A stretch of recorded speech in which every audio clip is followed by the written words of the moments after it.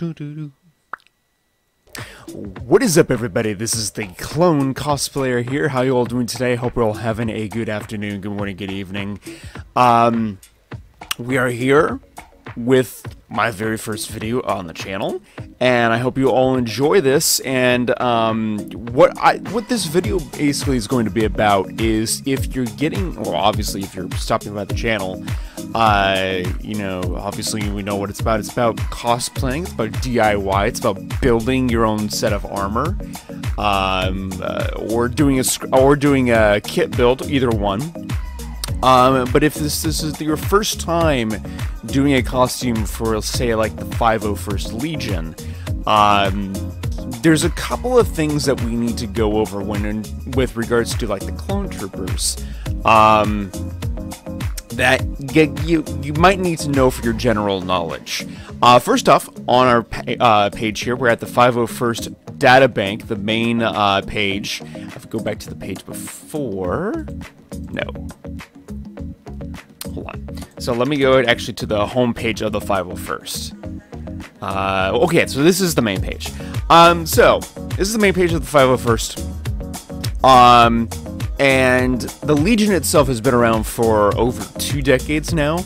I actually don't know the exact number, but it's been around, and it's also a worldly organization, meaning that, you know, it's got members and groups and legions and whatnot in all across the world, so it's pretty sizable. But there's also a lot of people out there that don't necessarily know the ins and outs of what it takes to be a part of the 501st, specifically with that regards to the costume. Now, the 501st Legion is not the only Legion that does this. There's the Repo Legion, there's the Mandalorian Mercs. All three of these groups pride themselves in making movie-accurate, or TV show-accurate costumes based on their characters that they're trying to build. Now, not all characters in Star Wars are necessarily 501st approved, because there's definitely new troopers, new costumes, new whatever that are getting submitted all the time for ideas and whatnot that are based on the characters in Star Wars, but it's up to the 501st jurisdiction whether or not to make it in an official costume or not. That generally takes a lot more time. But of the lists and costumes that are available, there's a page within the 501st Legion called the Costume Reference Library. And this is where, you know, or otherwise known as the CRLs. And we can go to visit the library right now, which we will do under the Costume Reference Library. Now you can do one of two things. You can search for, this is the kind of the default down here, these two groups right here that I go to. Either browse alphabetical list of all currently 501st approved costumes, or browse by detachment. Now, if you browse by alphabetical list, I'm just going to go ahead and click on this for right now and show you what goes on. We have everything. So there's the list, the main list right in here, and then there's a table of contents right over here for the list. As you can see, there's ARC Troopers, Bounty Hunters, there's Kashyyyk Troopers, Clone Commanders, Clone Pilots, Revenge of the Sith Clone Troopers, Special Ops Clone Troopers, Dark Side Adepts, and the list goes on. You know, there's even Sith in here as well. And as you can see, as I scroll through, there is a lot of characters. A lot. Quite a few. And more will probably be added over the coming years. I mean, there's always people out there looking to do new costumes. But, so that's looking at it alphabetically, but now we're going to browse by detachment. And what that means is that each group of characters has their own detachment or category by which they are referenced to. So, like, for example, anybody who is in this case, the Armored Cavalry Detachment, the first one on the list, anybody who's an AT-AT driver, an AT-ST driver, I would have a feeling that maybe there might be other drivers eventually at some point that might go into that, but for right now, only the AT and AT-ST drivers and commanders and whatnot, they're categorized into this particular group. Same with the Blizzard Force, Snow Troopers, Snow Commanders, yada yada, so on and so forth. And this all includes like cold weather gear and armor and whatnot. Bounty Hunters, same thing. But what we're looking at specifically is the Clone Trooper detachment, because, you know, the Clone Cosplayer. And predominantly doing things from, you know, the Attack of the Clones, Revenge of the Sith, and also the Clone Wars movie and TV series. So we're going to go ahead and get right into that. So let's go and click on the 501st Clone Trooper visuals, and as you can see, we have quite a few going on. We have the Advanced Recon Commandos, otherwise the ARC Troopers. The very first ARC Trooper, or the very first clone costume I ever did, the only one I've done so far, is of Havoc right here. I'm going to go briefly show who Havoc is. He shows up in Season 3 of the Clone Wars, but this is kind of his getup and outfit. I'll showcase it at some point here on the channel and whatnot, so that should be very, very exciting.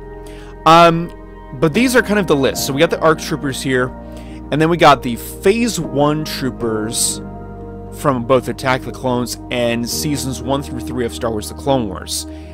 And then we also have another category down here called Phase 2 Troopers from Revenge of the Sith, and then Clone Wars Season 4 through 6. Now, we're going to get into some terminology that may not be familiar to you. So, for example, Phase 1 versus Phase 2. To do that, I'm going to bring up some photos here. I'm going to enlarge them. So, these are Phase 1 and Phase 2 Troopers. The Phase 1 is right over here on the left of your screen. The Phase 2 is on the right. These are troopers that show up in the movies. So specifically the Phase 1 in Attack of the Clones, the second movie. And then on the other side of the screen over here, these are the Phase 2 troopers that show up in Revenge of the Sith. Obviously, as you can tell, there are differences with these troopers. There are also various similarities. For example, the similarities are pretty much going to be in the armor itself. There's basically more or less the same chest plate with the same backing material on both of them. There's roughly the same shoulder shapes and everything. The biceps the same thing. The elbows more or less the same. The belts as well. The cod pieces. The posteriors, though. Actually, both the cod pieces and the posteriors might be slightly different, especially the posteriors. The posterior on the Phase 1 Clone Trooper has a more rounded shape at the bottom versus the posterior over here on the Phase 2 has a little bit more... It's a slightly different shape altogether. The legs are pretty much going to be the same. The feet, however, on the other hand, I don't know if you can see this with my face right on the way of the Phase 1. But there are... I'm actually going to move this over just slightly so you can see. I don't know if you can see it, but there are slight... There's kind of a... almost a... what's the word I'm looking for?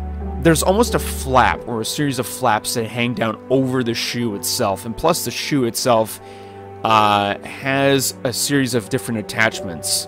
I think it also has a set of... I'm not sure if it actually... No, it does have a set of headphones. I can see that now. But the Phase 2, on the other hand...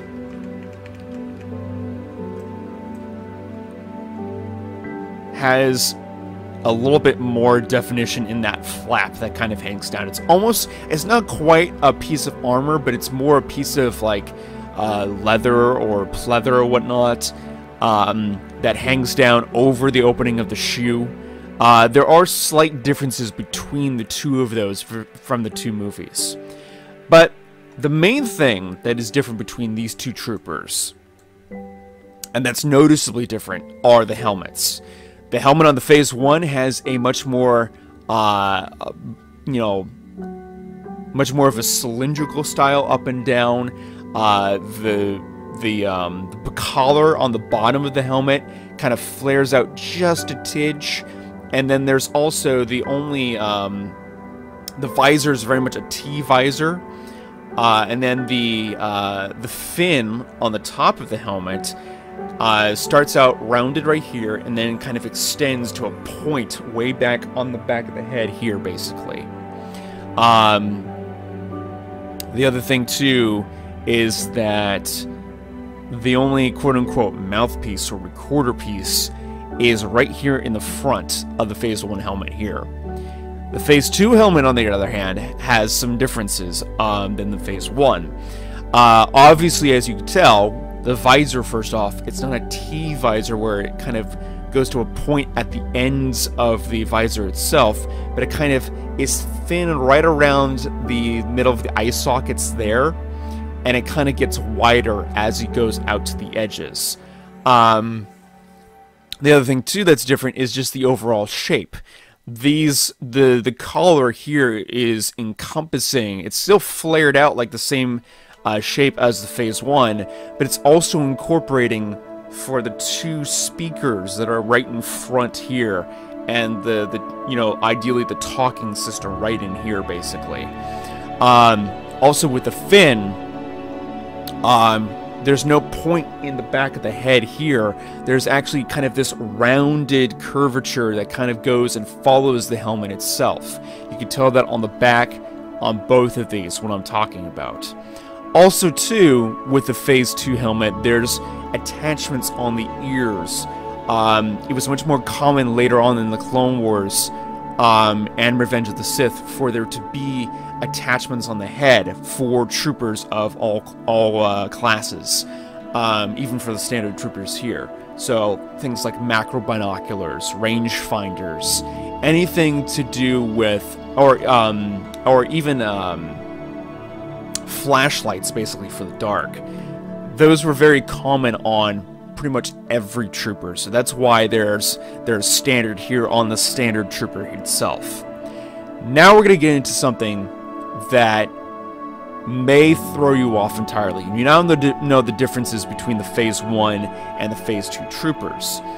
What may throw you off is the difference between animated and realistic. Realistic is what we're talking about right here. These are troopers that are from the live-action films, so Attack of the Clones and Revenge of the Sith. When I say animated, on the other hand, I'm going to bring up a point of the comparison. We're going to keep the Phase 1 realistic one on here, but we're going to bring up its animated equivalent. Now, this is an animated Phase 1 clone trooper from Star Wars The Clone Wars, as well as the Clone Wars TV series. Right off the bat, you can tell between the realistic and the animated, the realistic being, of course, over here, the animated being over here, that there's actually a lot of similarities between the two troopers. When Lucasfilm basically gave the go-ahead to Dave Filoni's team, saying, hey, go ahead and do your, your animated bit. Animation, if you don't know a whole lot about it, is actually pretty tedious and pretty time-consuming. And even on the base level with just hand-drawn animation, that can be a lot of work. When you involve CG animation, especially with, armies, literal armies fighting together, it can get a lot difficult as far as essentially recreating that mass structure of how many clones and how many battle droids and whatnot there are. The thing that was done is that for the Phase 1 animated trooper, they wanted basically to showcase all of the similarities and whatnot, and all of the overall shape of what the Phase 1 clone trooper was from the movie. What they wanted to do, though, was they wanted to dumb down on some of the details and everything, so they didn't have to animate that 50 million times over. So, there are certain things that have been done to make the animation style much easier to go through, but yet there are still differences between the two troopers. For example, if we look at the helmet here on the Phase 1 again, I mentioned all the details before. See this kind of upside down V here? This is a mesh layer that allows for, ideally it allows for breathing, but in their case I think it allows for like ventilation of toxins and whatever else. This is a mesh layer so that the visor cuts off right around this section here, and then the mesh layer continues. On the Phase 1 animated, for example, the shape looks the same, but this T up here and this V over here on the Phase 1 animated trooper, it's all one visor. This is all visor right in here. There's no mesh layer, there's no nothing. It's all just visual, you know, see-through plastic. Another thing too is that the Phase 1 animated trooper, the color flares out even more. It's even more exaggerated than what you have on the Phase 1 realistic trooper. Yeah, the fin is pretty much the same. For the chest plate, the pectorals especially, it's a little bit more flattened down. And in the back as well, the back plates here and here, you can notice how much less detail there is between the two plates. They still look overall the same. You would still recognize that as a Clone Trooper backplate in the animated style versus the realistic.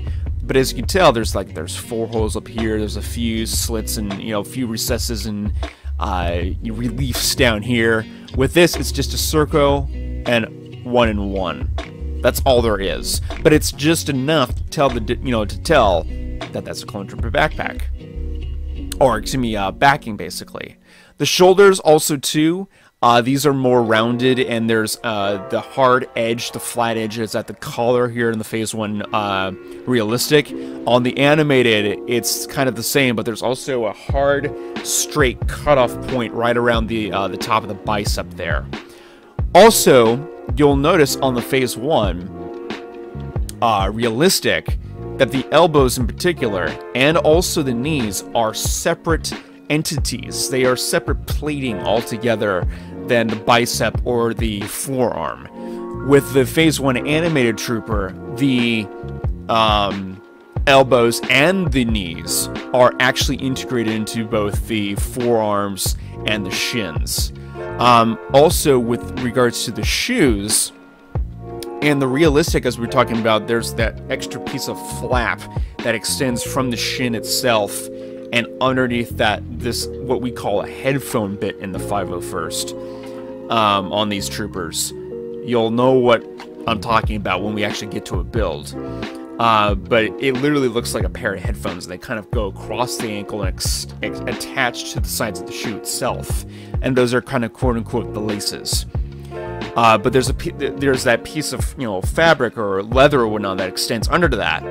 On the Phase 1 animated trooper, there is no flap. It's just the headphone set. So there's that. Also, the posterior and the cod piece. The cod piece is slightly thinner than the realistic, component. The posterior on the animated also is a little bit more squared off at the bottom versus the Phase 1 realistic Clone Trooper. Also, too, for both the realistic Phase 1, the cod piece and the posterior, if memory serves, they do not connect. They are separate pieces altogether. The animated trooper, on the other hand, they do connect, or they do have the illusion of connecting underneath. Basically. So that's that on those two. And then, of course, there's the differences between the animated Phase 1 and the animated Phase 2.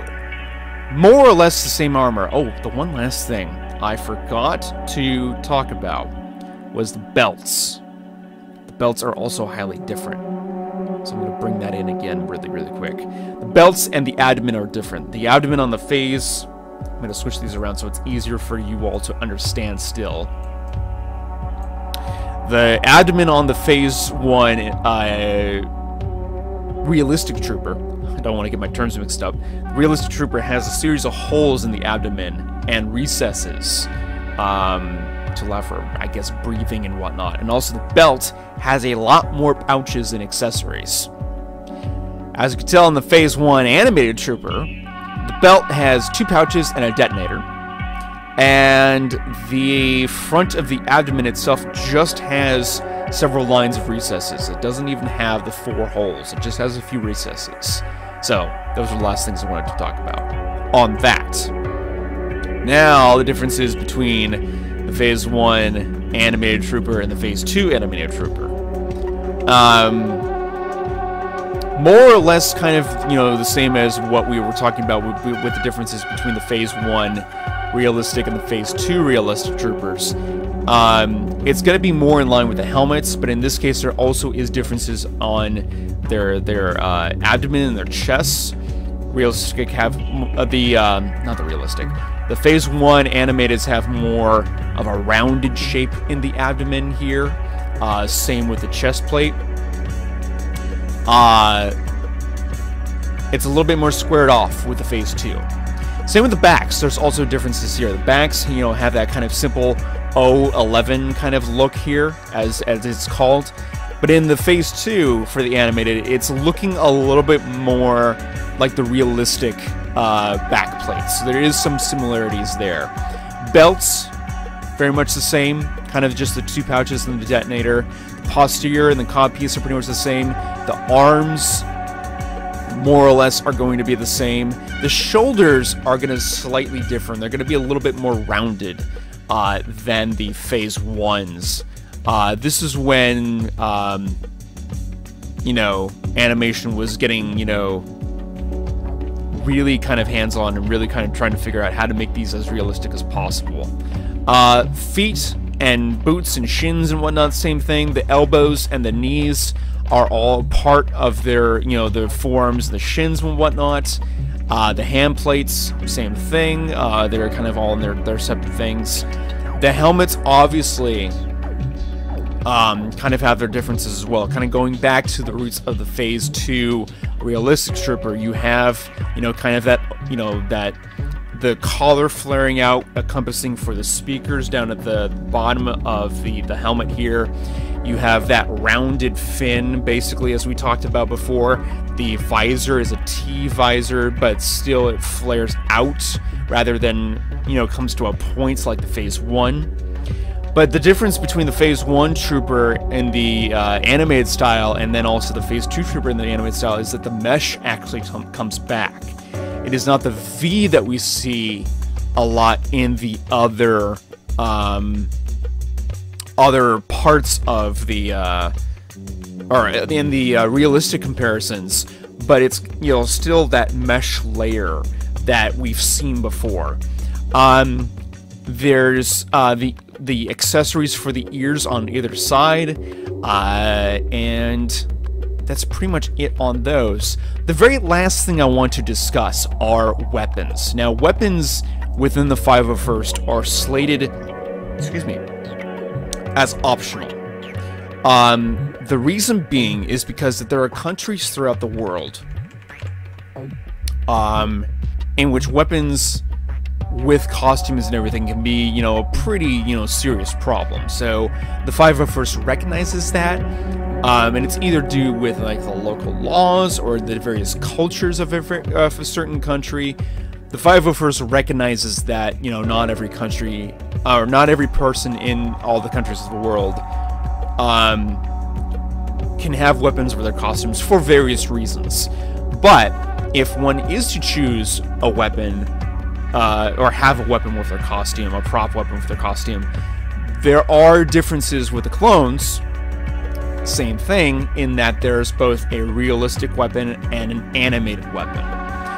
We're taking a look at what is probably one of the most iconic weapons, at least from Attack of the Clones and also throughout the Clone Wars, and that is called the DC-15A a standard blaster. This thing is a behemoth. It is approximately 55 inches long, dwarfing most modern sniper rifles in the real world today, including the Brett 50 caliber, if I remember correctly. And then, yeah, it was seen in Attack of the Clones. It was seen definitely throughout the Clone Wars, and it was also seen some in the Revenge of the Sith. But you'll notice this is the realistic version over here. This is the one that shows up in Attack of the Clones and also in Revenge of the Sith. It has got a lot more detail. There's screws and bolts and whatnot down here on the handle. There's a few recess areas all along here throughout the connection of the weapon here itself. There's a few spots for things like, you know, there's a few other greebles, excuse me. There's usually some recessed areas on the barrel here. But on the Phase 1, excuse me, on the animated DC-15A, you get none of that. Now, I know the picture's a little fuzzy, and that's just the resolution and everything. But there's no screws down here. There's no screws and bolts and whatnot throughout here. There's no extra greebles right here. And the barrel is, for the most part, pretty flat. There's no recessed areas, save one for a line right down the middle here. But that's about it. And again, the reason being for this, Lucasfilm was making a lot of blasters with a lot of clone troopers, and they needed at least the profile of what they were making versus, you know, and you know, versus all the details. So they got enough detail in there to make it look still like a DC-15A, but you know, it's you know, still pretty awesome. Still pretty awesome. In fact, I have one coming to me eventually over the course of the next few months, kind of deal, which is really awesome. I'm super psyched. But that pretty much will conclude this episode, this first episode here. I thought I'd put this out first because I know there are going to be people following along my builds and whatnot that are not going to have a clue as to what I'm necessarily building, because, you know, there are people out there that don't know what Star Wars is about, and whatnot. And so this is all about, you know, kind of the education, the process by which you go to actually do a clone trooper for, like, the 501st, or, you know, whatever else. The same thing actually applies with other characters. Darth Vader, for example. He does not have the same suit throughout any of the films that he is actually in. He is one of the ones that has a lot of continuity issues. But with that, a lot of different variations. So, I think the whole of this is that, you know, obviously pay attention to the 501st and the details that are described and everything. If you need help at all, if you need any help at all, you can actually go to the 501st forums, which will also be a link in the description below. You can go to the... what can you also go to? If you're doing a clone trooper in particular, you can actually go to the clone trooper detachment forum that is associated with the 501st. You do need an account for both, so there is that. But you can get a lot of really good questions answered. You can get a lot of help there. There are people throughout that want to help you out because they know you have questions, like I do. Well, I know you have questions and whatnot. But that is going to conclude this episode, ladies and gentlemen. I hope you all enjoyed it. I hope you all learned something today. Get that education going. And I am the Clone Cosplayer, and we will get to our very first video on our very first build fairly soon. This has been a pleasure, ladies and gentlemen. I hope you all enjoyed this episode. Feel free to smash that like button. Comment in the comment section below if you're new. Do not forget to subscribe and hit that notification button. And as always, ladies and gentlemen, may the Force be with you.